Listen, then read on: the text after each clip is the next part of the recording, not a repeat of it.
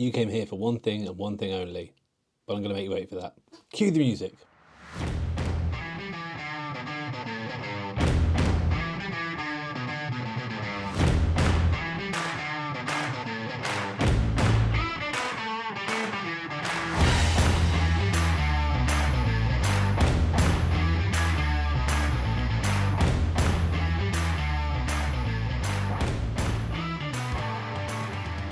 Hello everybody and welcome back to another episode of Rugby with Pads. This is your week, where are we at, 9? Yeah, the week 9 reactions, knee jerk and waivers show. I'm adding the waivers back into this because I feel like I haven't been giving you guys what you needed over the past few weeks. But let's start with the knee-jerk reactions. It was a crazy weekend. I stayed up and watched far too much because all the late game games were really interesting, especially, I'm just going to come out and say it, I'm a Rams fan. Rams Seahawks, game of the week, bizarre, bonkers, and we'll get onto that in a minute. But first knee-jerk reaction of the week for fantasy purposes. Are RBs, running backs, aging like a fine wine? I mean, yeah. I was listening to some commentary about whether Saquon's the guy you want in Dynasty for the next couple of years. Yes, he's only 27, but is he getting better? Well, did you see that Jurdle spin hurdle, whatever it was, Duke thing? It was absolutely crazy. He actually tried it a couple of years ago, but the fact he did it this year, 3 years removed, 24 to 27. At 27, is he a better version of him at 24? I think so at the moment. You've got to see him going up and up. Kamara, 29. For fancy purposes, at the very least, you want all of him, and he is not letting up at all. Derrick Henry, obviously the RB1 of the season, 30 years old. Honourable mentions go to Aaron Jones, who did well this week. Eckler, who still remains relevant. Mixon, 28. He is just so efficient and so good. Connor at 29 can't be tackled. That was crazy. Yeah, and I think it's beyond the stats. All these guys pass the eye test. And if you look at the top 10, they're all in there. So, yeah, I think the young RB myth is a bit dead, except when it comes to A-Chan, and Jameer Gibbs. You definitely want those guys, and they're very young. There was more breakouts this week. Number 2, more breakouts that you saw as well. And I think this is going to be a trend for guys as people get injured and they get their opportunity. You're going to see these big breakout games. Maybe panic, maybe sweat, all of that kind of fun stuff. And that's not just about having to go to work today. But Jackson Smith and Jigba, 37 points on the week. Zay Flowers, I think he's definitely got finally had his breakout, 30 points. He is not letting Deontay Johnson get those touches. Chase Brown finally has arrived, 27 points. Quentin Johnson, I think he's past the myth that he has no hands, 22 points. Honourable mentions go to Sutton. I know he's been in the league for a while, but another 24 points. He is here to stay, and he is the wide receiver 1 in the Denver Broncos, who are sneaky at 5 and 4. I don't know how that works. They're in the playoff race at the moment. And Tillman has had his breakout. He's here to stay, 3 weeks in a row of around 20 to 25 points. He is definitely one you want to watch. And I'm going to skip away from fancy a little bit. Well, kind of fancy adjacent here. And talk about some things that I noticed. I think, I'm just going to propose this. Should we have clutch points for players who, in fancy football for the Premier League, you have bonus points for players who play particularly well, show something on the field, maybe score like 8 out of 10 in the kind of general consensus grades. But should we have clutch genes for guys who just win the games? They always say winning is a quarterback stat. Well, maybe it's a stat we should include it in fantasy football as well. Honourable mentions Matt Stafford having the absolute balls to steal all of the Seahawks souls. Follow my Twitter line; it's hilarious. X feed. It's hilarious. The ups and downs I went through towards the last couple of quarters of that game. Aaron Rodgers, 3 touchdowns to win the game on Thursday. And Tyler Bass, 61-yard field goal into the wind. Those, I think, deserve bonus points. I really do. I don't know how we'd implement the system, but yeah. But conversely, there are teams and players who I think don't deserve them and who maybe get that negative detriment to them. Drake May, interception on the final. It was against him. He's a rookie. Maybe rookies should be exempt. Derek Carr, just being bang average and throwing hospital passes for his wide receiver 1, which again, go look at Michael Thomas's bonkers AB like Twitter rant. It's absolutely crazy. The entire of the Cowboys should have negative points for clutch plays, but there are some honourable mentions as well. Daniels, I think, is showing that clutch gene early on, but someone who is definitely not a dishonourable mention. Maybe should go to coaches as well. Nick Sirianni not able to get a 2-yard, sorry, a 2-point conversion, save their life. All the play, all anyone wanted was to see an extra point, and that could have caused a lot less heartache for their fans. Anyway, back to normal fantasy tight ends. It is still a roulette. Well, except it's like Brock Bowers is like, landing on black. I don't know what. I'm not a gambler. Anyway, Brock Bowers exempt from this. 16 points again on the week, but at the top of the scores, you got Gesicki, who was dead in the water, 27 points. I saw him being picked up on Sunday night in one of my leagues, and almost helping for the win as well. Josh Oliver? Oliver for the for the Vikings. Yes, I think TJ Hawkins is going to come back and be better, but 16 points there. Taysom Hill, 16 points. Turd Ferguson, don't know why I call him Turd Ferguson, I just think it's a funny name. But Jake Ferguson, 16 points. Theo for the Giants, 14 points. Yes, that was on a couple of late game plays, garbage time, but garbage time is still points, guys. And then you've got the guys who you should be relying on. Mandrews, 4 points. Kraft, 8 points. Tight end 3 on the season. Not looking great now, is it? Sam Laporta, 5 points or something like that. Pitts, after having the highest of highs, he's 2 points again. It's a complete up and down roller coaster. Should we eliminate tight ends? No, we should just have tight end holidays every week to make sure it makes sense. My final point is, again, not related to stats or anything like that, but something I've noticed when watching the game, and the reason I play fantasy is to make the game more relevant to me, and the actual football more relevant side of things. And I pick up a lot of things, and something I picked up was in the Rams Seahawks game, there were these crazy offsetting penalties.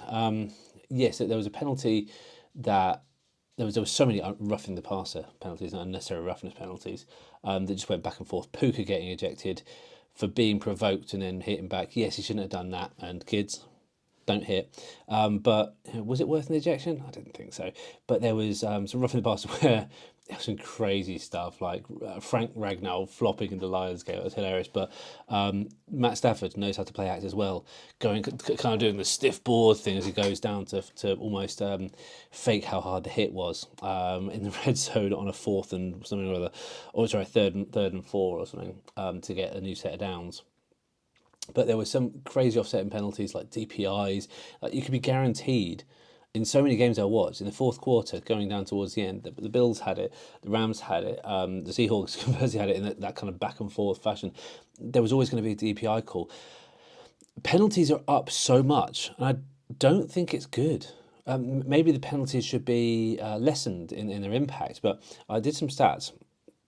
Last year, 1,400 yards of penalties per week, based on the same game sample size. So far, we've had less games in total because we've had more bye weeks proportionally. 1,600 yards a week. That's a 12% increase. That means if it continues on this trend, we'll be at 2,000 before long. So my question for fantasy is that, should we have yards for those unrealised potential yards? DPI being especially one of them. But should a quarterback be rewarded for drawing someone offside? Should a defense be equally penalised for coming offside? I like the idea of those. Maybe minuscule things, but those minuscule things are what makes a difference, and it would give me more investment in the game. I hate it when you see a wide receiver you've got make a absolutely stunning catch, they come down with the ball, go back a little bit, and it's, oh, this is great, and then it gets called for DPI. And they take the DPI penalty, so you don't get the points. They still made that catch. They did everything they can, and to make it. And there's been so many occasions of that. You just think, just give them the catch and let them carry on. But no, they want the penalties because it builds. I don't know. It's a whole thing, isn't it? But yeah, maybe there should be adjusted yards, and we definitely need to look at DPI because it feels like, And by the way, this stat so far for this week. It's like 1,500 yards already. And we haven't even had the Chiefs play, and you know there's going to be some DPI yards there. Anyway, I think there should be something to do there. But those are your knee-jerk reactions for week 9. Lots going on. Let's look at waivers for week 10 and going straight into it. We have a fair few teams on buys. Cleveland, you're going to miss out on Cedric Tillman. Sorry about that. You're going to miss out on everyone else, but yeah, that's a thing. In Green Bay, you're losing your tight end 3. I think that's a bad thing though, but you're losing Reed, Jacobs, all that love. If he was performing at a higher level, then we'd be more concerned about that. In Vegas, you're missing Bowers. That's a big loss actually. If in a weak tight end room, and a Seahawks, you're missing. Yeah, who's relevant for that? Gino's definitely relevant. K9 definitely relevant. Kenneth Walker, DK, Jackson Smith and Jigba now, and Cody White. Sorry, I'm going to point this out. Who the hell is Cody White, and where does he come from, and why was he everywhere in that last game? Anyway, yeah, I think we need to look at a fair few players, and we've already got some injuries to consider as well. Dak and CeeDee Lamb might be injured, so you might want to be picking up players for them as well. Obviously, Anthony Richardson dropped to the bench as well, so we're looking out for QBs. And London, I think, was already out for the game. You want Mooney, but if you can't get him because he's pretty much already got... I saw 3 trades go down from this weekend, including I picked him up on one. I played against him another, which definitely lost me the match, but I won't say anything more about that.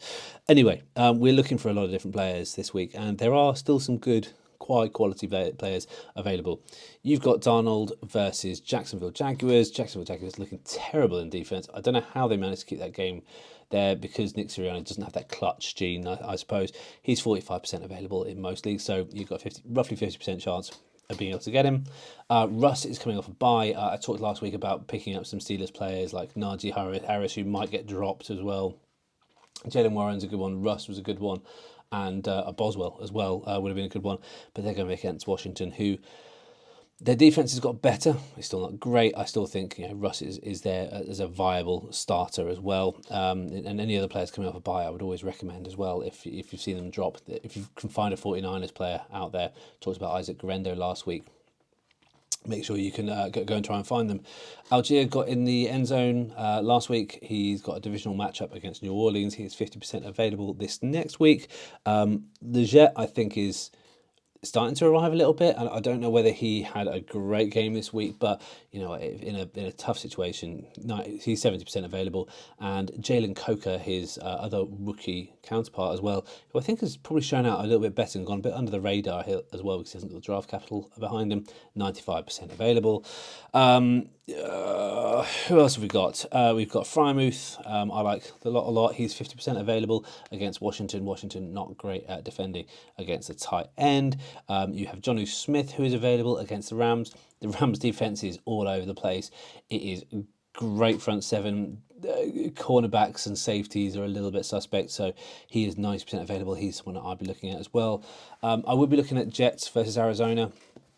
The Arizona front line, their offensive line, is better than advertised, and they do mix up the running plays. It was great to see Trey Benson, go and pick him up as well. I think he started to finally come into it. Don't know how available he is.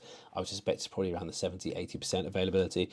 But the Jets, they're going to have to clutch up, and this is going to be marked as a must-win game. Aaron Rodgers did look great. I think they're going to punish them when it comes to the receiving game, because people like Marvin Harrison could easily get locked up by Sauce Gardner, who is finally coming into his own this season. They are 30% available, so it's on that knife edge, but defenses get churned around all the time. But I do like the Giants versus the Panthers. Yes, I know that the Panthers won last week. Something about the Saints which just rubs me up the wrong way. They're just not good. But the Panthers aren't good either. So the Giants I like the look of, and they do have some guys who can take the ball away, especially of a very, very tiny man if he plays Bryce Young. But that is your lot, guys. Thank you so much for listening. I will let you get out, hopefully under the 15-minute mark. Thank you so much for listening. If you like this kind of stuff, please support us on www.words the web, rugbywithpads.com. You can get memberships for a little as £1. That really helps. I am looking to work with my leagues to set up more charitable stuff and hopefully turn this into a charitable venture as well. So go in there and have a look and see what you like as well. But follow me on all the socials, like, subscribe, share. That's all fun. I'll be with you later on the week for the week 10 preview. That's a lot. Bye bye. I will see you on the virtual gridiron.